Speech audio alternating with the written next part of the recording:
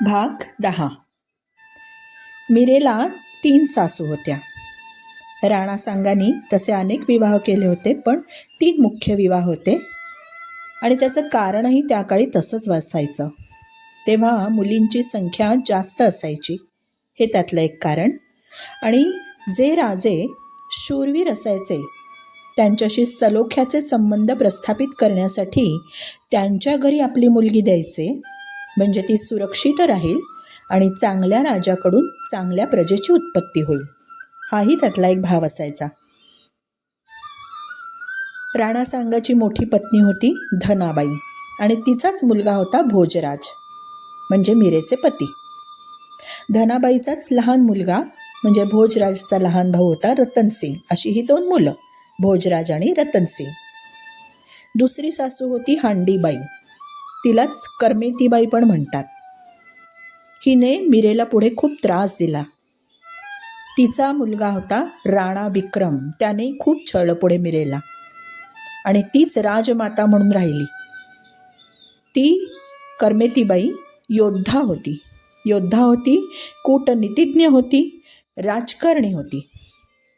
मीरेला एक नणंद होती, तिचं नाव उदाबाई.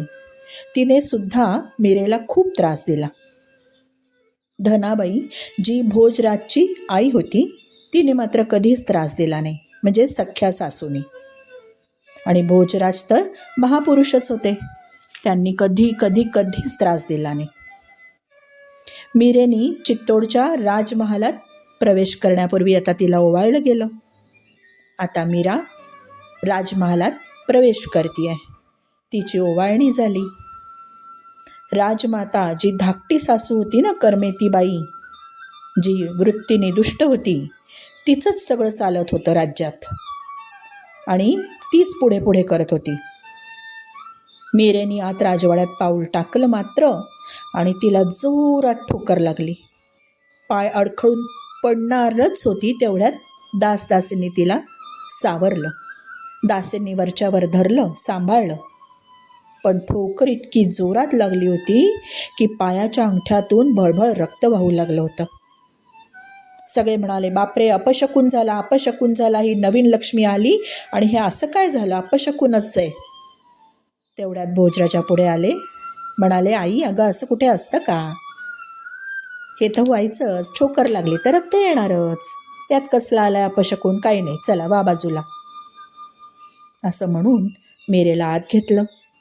तिची मोदिखाई झाली. तिचं सौंदर्य तर अपार होतं. सगळ्यांच्या डोळ्यांचं पारणंच फेडलं गेलं. सुस्वरूप सुशील बहू मिळाली होती त्यांना, सून म्हणून आली होती राज्यात. काही दिवस बरे गेले. भोजराजाचा महाल सुंदर सजवला होता. रम्य रात्र होती. मीराबाई चौरंगावरच्या गिरीधराची पूजा करण्यामध्ये दंग होती आणि रात्री उशिराने भोजराजाने महालामध्ये प्रवेश केला. चटकन मीरा उठून उभी राहिली. नाही, भोजराजा म्हणाला, देवी, अगं घाबरू नको, मी माझी प्रतिज्ञा विसरलो नाहीये बरं. देवी, ही जी दिव्य शेज, हा जो बिछाना सजलाय ना, यावर तुझा तो गिरीधरच शयन करेल बरं. मी तर त्याचा सेवक आहे. आणि शय्येवर गिरीधर गोपालला ठेवलं. मीरा दुसरीकडे झोपली आणि लांब दुसऱ्या कक्षामध्ये भोजराजा झोपले. असंच नित्यक्रम सुरू होता. बरेच दिवस निघून गेले. एके दिवशी गणगौरचा सण होता. राजस्थानमधला हा मुख्य सण. अगदी करवा चौथपेक्षाही हा मोठा सण आहे. सुवासिनी स्त्रियांचा दीर्घायुष्य पतीला मिळावं म्हणून हा क्षण किंवा हा सण. आपल्या पतीच्या दीर्घायुष्याकरता प्रार्थना केली जाते, मोठी पूजा केली जाते. गण म्हणजे शंकर आणि गौर म्हणजे पार्वती. शंकर पार्वतीची पूजा केली जाते. दासी आदल्याच दिवशी संध्याकाळी मीरेला सांगायला राजमहालात आली. अगं मीरे, उद्या गणगौरीची पूजा आहे बरं, सकाळी लवकर तयार होऊन तुला बोलवलंय पूजेला. मीरा म्हणाली, सकाळी माझ्या गिरीधराची मंगलारती असते, ती उरकून येईल. दासी म्हणाली, अरे असं कसं, तुझ्या सासूबाईंनी तर सकाळी अगदी लवकर बोलवलंय तुला. ते काय मला माहीत नाही, बघ बाई तू तुझं. हे सांगून ती निघून गेली. मीरेचा निरोप दासीने सासूबाईंना सांगितला. सासूबाई म्हणजे हंडीबाई, करमेतीबाई, जी स्वभावाने दुष्ट होती ती, आणि उदाबाई जी तिची नणंद. त्या दोघींनी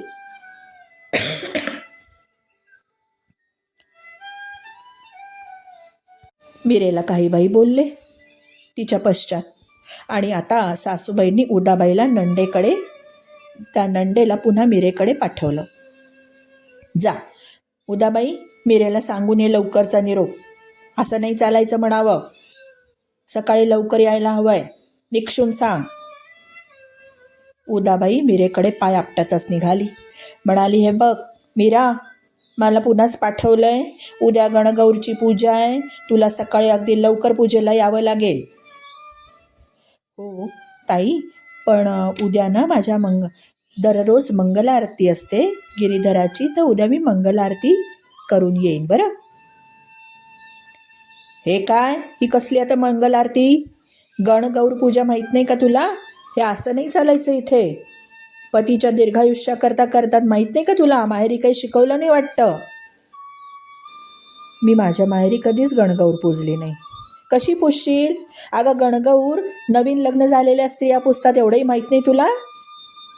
म्हणे मी पुजली नाही. पतीच्या दीर्घायुष्याची या पोरीला काही काळजीच नाही आहे.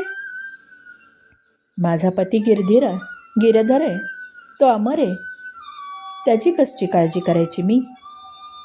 काय, तुझा पती गिरधर? मग माझा भाऊ कोण आहे तुझा? ते तुमच्या भावालाच विचारा. अगं हे काय बोलतेस तू? तुझा पती जर गिरधर आहे तर जायचं ना वृंदावनला, जाऊन राहायचं तिकडे. इथे कशाला आली आमच्या भावाचं नुकसान करायला? मी नाही आले, तुमच्या भावानेच तसं वचन दिलं होतं. माहिती आहे, काय कळत नाही का आम्हाला? तू आणि भोज वेगवेगळ्या महालात रात्र घालवता, ते कशाला जीवन बर्बाद केलं माझ्या भावाचं? मी नाही काही केलं, तुमच्या भावालाच जाऊन विचारा. उदाबाई फणकाऱ्याने पाय आपटत आपटत तिथून निघून गेली, आरडेओरडे करत. आणि सगळं जाऊन एकाचं दोन सासूला सांगितलं. पहाटे मीरा सकाळी लवकर जायचं म्हणून लवकर उठली. लवकर पूजेला जायचं म्हणून आवरून झालं. पण गिरीधर गोपाल कुठले उठायला? ते तर त्यांचे आरामात उठतात.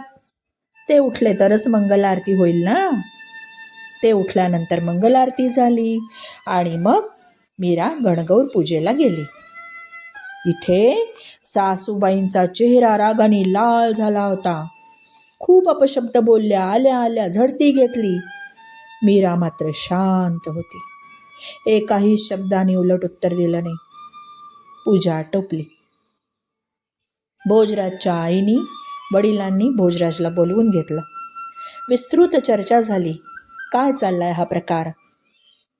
आई वडील शेवटी म्हणाले, हे बघ मीरेला भक्ती करायची आहे ना, करू दे, आपला काही अडथळा नाही त्यात.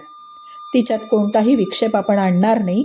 पण तू तर 17 वर्षाचा तरुण मुलगा आहेस, तुझं आयुष्य नाही का पणाला लागलं? ते काही नाही, तू दुसरं लग्न करून टाक. आपण थाटामाटाने तुझं दुसरं लग्न करू, मीरेलाही इथेच राहू दे. भोजराज म्हणाला, आई असं नको म्हणूस असं. लग्नाच्या आधीच आपल्याला आपल्या आत्यानी नाही का माझ्या सांगितलं, मुलगी भक्तिरसात रमली आहे, डुंबली आहे. आपण सर्वांनीच ते ऐकलं होतं, आपण सर्वांना ते मान्य होतं, आणि मला मुख्यतः ते मान्य आहे. तिला काहीच म्हणू नको. अरे असं काय करतोयस? तुझं दुसरं लग्न करू, मीरेच्या भक्तीत आपण नाही अडथळा आणणार, तुझं जीवनसुद्धा उत्तम होईल. नाही आई, हा विषय नको. मीरा भक्तीची गंगा आहे. ज्याने एकदा गंगा स्नान केलं तो काय नाल्याच्या पाण्याने पुन्हा स्नान करेल का? नाही आई, मीरेला आता काही म्हणू नको. मी वचन दिलंय तिला. तुम्ही दुसऱ्या लग्नाचा विषय यापुढे काढू नका. मीरेला तर काहीच बोलू नका. तिची भक्ती खरी आहे. आई, तिच्याकडचा जो गिरीधर गोपाल आहे ना, तो मूर्ती नाही आहे, साक्षात तिच्याशी बोलतो तो. तिच्याशी बोलतो ते मी ऐकलंय. महाल पूर्ण सुगंधाने भरून जातो. आई, मला काहीच त्रास नाही आई, तू माझी मुळीच काळजी करू नको. हे सर्व ऐकून आईला अत्यंत वाईट वाटलं. पण भोजराज पुढे तिचं काही चाललं नाही. भोजराज तिथून निघून गेला. कधी कधी भोजराज दिवसासुद्धा काही वेळ रिकामा असायचा. कधीतरी महालात यायचा आणि गुपचूप बसून असायचा. मीरेला एकदा जाणवलं की भोजराज संकोच करतात. आपल्याच महालात संकोचाने राहतात, बोलत सुद्धा नाहीत. मीरा म्हणाली, अहो, दोघांचा महाल आपला एकच ना. मला वाटतंय आपण संकोचाने राहता. असं करू नका. मला काही सेवा असली तर सांगत जा. मी तुम्हाला भोजन प्रसाद करून देत जाईन. दिवसाही अगदी काही न बोलता येता असेच मुकाट्याने बसता. बोलायला काय मनाई आहे का? भोज म्हणाले, नाही नाही नाही, मला खरंच संकोच होतो. आपल्यासमोर बोलायचा खूप संकोच होतो. मला आपल्याबद्दल खूप आदर आहे. खूप बोलावंसं वाटतं मला तुमच्याशी, खूप. पण मला हेच कळत नाही की मी आपल्याशी कोणता संबंध जोडू. काय मानू मी तुम्हाला? कोणत्या नात्याने बोलू मी तुमच्याशी? नाही हे कळत मला. पण मला खूप बोलायचं आहे तुमच्याशी, खूप गप्पा मारायच्या आहे. असं आहे? अहो, मग तुम्ही मला आपला मित्र माना. मी मैत्रीण आहे तुमची. सख्यत्वाच्या नात्याने राहू आपण. वाह, हे तर तुम्ही खूप छान सांगितलं.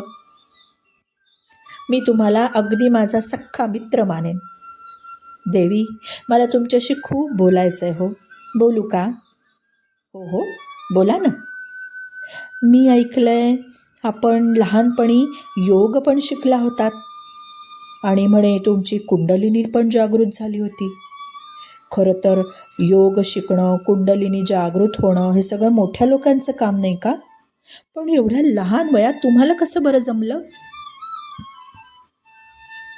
महाराज, आपण ऐकलं ते खरं आहे. हे तर सगळं माझ्या दादाजींमुळे झालं अहो.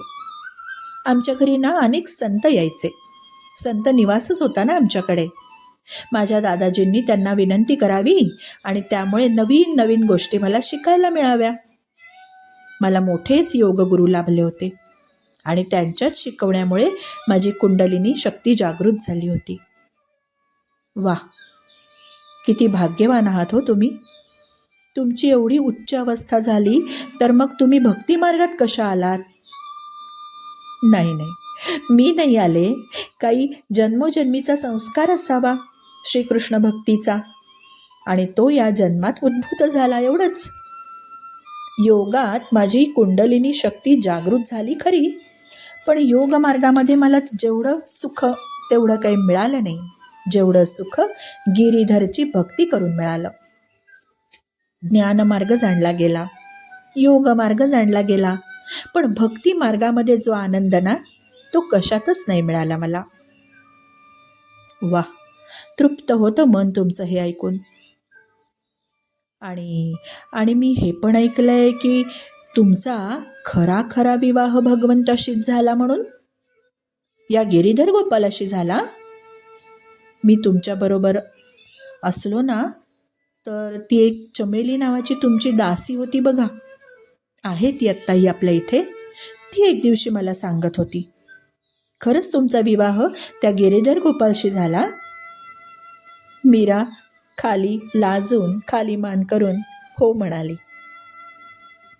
मग एक गोष्ट सांगाल, तुम्हाला भगवंताचं दर्शन झालंय का हो? कसं वाटतं हो त्याला पाहून? काय वाटतं? महाराज, हे वर्णन तर न सांगता येण्यासारखं आहे. पण आता तुम्ही विचारताय, सांगते. ज्या दिवशी तुम्ही यायचे होतात ना वरात घेऊन, त्याच दिवशी पहाटे स्वतः गिरीधर गोपाल आले होते. वराच्या वेशात आले होते. आणि ती सांगता सांगता एवढी त्या प्रसंगात रममाण झाली, मारा गिरीधर, मारा बिंद, मारा गिरधर आव्या, मारा बिंद आव्या, असं म्हणत म्हणत ती त्या प्रसंगात मशगूल झाली आणि मूर्छा येऊन पडली. मूर्छा येणं ही सुद्धा एक भावावस्था आहे. गिरीधराच्या स्मरणात ती एवढी एकरूप होऊन जायची की तिला कसलंच भान नसायचं. भोजराज मात्र बावचळला. काय झालं, काय झालं, काय झालं? दासी दासी दासी धावून आल्या. मीरेची एक अंतरंग दासी होती, चमेली नावाची. अशा अंतरंग दासी अजून 2-3 होत्या. मंगला, केसर, मिथुला या 3 आणि चमेली ही मुख्य दासी. भोज म्हणाला, तुमच्या बाईसाला काय झालं? अचानक काय झालं? असं मूर्छा येऊन पडली. मी काही नाही केलं, मी फक्त बोलत होतो. चमेली म्हणाली, महाराज घाबरू नका, थोड्या वेळात ठीक होतील त्या. हो, पण काय झालं त्यांना? काही औषध पाण्याची व्यवस्था करू का? काय झालं? नाही, काही नाही, काही औषध नको. एक गिरीधर गोपालचं नाव घेऊ आपण. जेव्हा त्या गिरीधर गोपालाशी तद्रूप होतात ना, तेव्हा त्यांची अशी भावावस्था होते. घाबरू नका, ठीक होतील त्या. खूप वेळपर्यंत भोजराज तिथे बसून होते. मीरेच्या तोंडात एवढंच होतं, गिरीधर गिरीधर, मारा बिंद, माझा नवरा, माझा वर.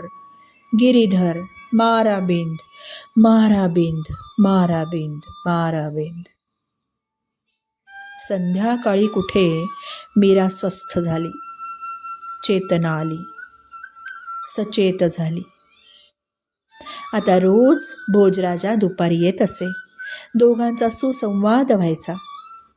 हळूहळू भोजराजा इतका प्रभावित झाला मीरेच्या भक्तीनी की कपाळावर चंदन येऊ लागलं, चंदनाचा तिलक लावू लागला, गळ्यात तुळशीची माळ धारण केली. काही दिवसांनी तर गिरीधर गोपालाच्याच लीलांचं वर्णन चालायचं. दोघांमध्ये छान भक्तिरसाची चर्चा व्हायची. दोघे इतके मित्ररूपाने भक्तीच्या गाभ्यामध्ये ओतप्रोत न्हाऊन निघायचे. खूप आनंदाने राहायचे. भोजराजाची प्रगाढ श्रद्धा निर्माण झाली. गिरीधर गोपालाचा विषय तर तो आपणहून काढू लागला. मीराला गोपालासाठी जे जे हवं, फुलं, पत्री, अत्तर, ते पटापट उपलब्ध करून देऊ लागला. हातात आता त्याच्या माळ आली. आणि गुरु कोण? तर मीराच. मीरेकडून नाम कसं घ्यावं, माळ कशी धारण करावी, नामाची महती काय, सर्व जाणून घेतलं. राजपाटाची काम करताना न्याय करावा लागतो, जंगलात जावं लागतं, शत्रूवर चढाई करावी लागते. मग म्हणायचा, आम्हाला कसं बरं तुमच्यासारखं गोड गोड भक्तिगीत म्हणता येईल? ते तर काही आम्हाला येत नाही. मग आम्ही कशी बरं प्रभूची सेवा करावी? मीरा म्हणायची, महाराज आपलं जे राजकार्य आहे ना, त्याला प्रभूची सेवा मानूनच करा. स्वतःला सेवक माना, प्रभूला स्वामी माना आणि जे काम आहे त्याला प्रभूची सेवा समजा. काम सचोटीने करा, हीच तुमची भक्ती. पण मग भक्ती ही होईल? मला तर तुमच्यासारखं नृत्य नाही, पूजा नाही, काही होत नाही, काही येत नाही. भक्ती तर माझ्या मनात नाही. हळूहळू तुमच्याकडनं शिकतोय मी.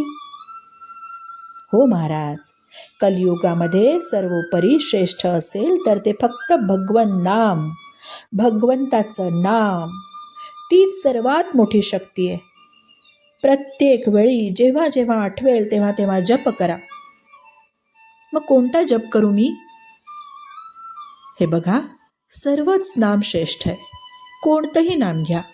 राम म्हणा, कृष्ण म्हणा, शिव म्हणा, जे तुम्हाला आवडेल ते घ्या. पण तुम्ही विचारताच आहात तर शास्त्र ग्रंथानुसार सांगते, हरे कृष्ण कृष्ण कृष्ण हरे हरे, हरे राम राम राम हरे हरे, हरे कृष्ण कृष्ण कृष्ण हरे हरे, हरे राम राम राम हरे हरे. या मंत्राचा जप करत जा. बरं, मग तो माळेनी करू की असाच करू? तसं म्हटलं तर जप करणं महत्त्वाचं आहे. कसाही करा, पण तुम्ही माळ घेऊन करू शकलात तर जास्त चांगलं. पण आता तुम्ही जर घोड्यावर स्वार आहात, युद्धाला जात आहात, तर बिनमाळेनी जप करा. अभ्यासाने तुम्हाला हे करता येईल. होय, मी नक्की प्रयत्न करेन. महाराज, नक्की करा. आपलं कल्याण निश्चित आहे समजा. आपण न्यायप्रिय आहात, आपण राष्ट्रप्रेमी आहात. आणि आणि आपण सचोटीने वागणारे आहात. राष्ट्रप्रेमाला भगवंत आपली भक्तीच मानतात. पण तेही करताना सत्संगाचा त्याग होणार नाही याची विशेष दक्षता घ्या. हो हो, ती तर मी घेतोच आहे. कारण घरच्याच घरी सत्संग आहे ना मला. आपल्यासारखी संत माझ्यासमोर आहे. तुमचा सत्संग मिळतोय मला, नाहीतर मी कुठे शोधला असता संत? नाही नाही, मी कुठे संत, मी नाही आहे संत. नाही कसं? माझ्याकडे येऊन आपण माझ्यावर थोर उपकार केलेत. मी जे विचारतोय त्याची उत्तरं देत आहात, मला सत्संगात ठेवत आहात. मी कोणतं पुण्य केलं की तुम्ही मला भेटलात? मी तर स्वप्नातही भक्ती जप काही ऐकलं नव्हतं की पाहिलं नव्हतं. आम्ही तर योद्धे, आम्हाला कुठे काय माहिती यातलं. आणि सांगू, मी जेव्हा मेडत्याला आलो होतो ना, जयमल होता माझ्याबरोबर, तेव्हा तुम्ही तुमच्या देवळामध्ये श्यामसुंदर जवळ बसून भजन गात होतात. आणि मी बोलता बोलता एवढी कठीण प्रतिज्ञा कशी केली बरं? माझंच मला आश्चर्य वाटलं आणि समाधान तर त्याहून जास्त वाटलं. कदाचित पूर्वनियोजित असेल का हे सर्व? किंवा आपले काही ऋणानुबंध सुद्धा असतील मागचे. खरंच खरंच आजही मला हेच वाटतंय की परमेश्वरच माझ्या तोंडून बोलला आणि तोच तर निभावतोय हे सगळं. मीरा म्हणाली, खरंय महाराज, गिरीधर गोपालाचीच इच्छा आहे. मी काही तुमच्यावर उपकार केला नाही, उलट उपकार तर तुम्ही माझ्यावर केलाय. तुम्ही जर मी तुला कधी पत्नी रूपाने पाहणार नाही, तुला स्पर्श करणार नाही असा संकल्प जर तुम्ही केला नसतात तर माझं कसं होतं? माझे प्राणच नष्ट झाले असते. तुम्ही या जीवनामध्ये निभावता आहात. तुमच्या रूपाने मला संरक्षक मिळालाय. अगं, तुझ्या रूपाने भक्तीची गंगाच माझ्याकडे आली आहे. काय सांगू? तू माझ्या घरच्यांचं बोलणं मात्र मनावर लावून घेऊ नको हां. एवढंच कर. त्यांना काही माहीत नाही आहे तुझ्याबद्दल. बरं महाराज, मी नाही वाईट वाटून घेणार. तुमचा परिवार आहे ना, मी नाही वाईट वाटून घेणार. आपण असेच सत्संगात राहूया. भोज म्हणाला, आपण असेच सत्संगात राहू. सारखं मला हेच वाटतंय, हाच सत्संग चालू द्यावा. ठीक आहे, मीरा म्हणाली, तसंच करू, तसंच करू, तसंच करू.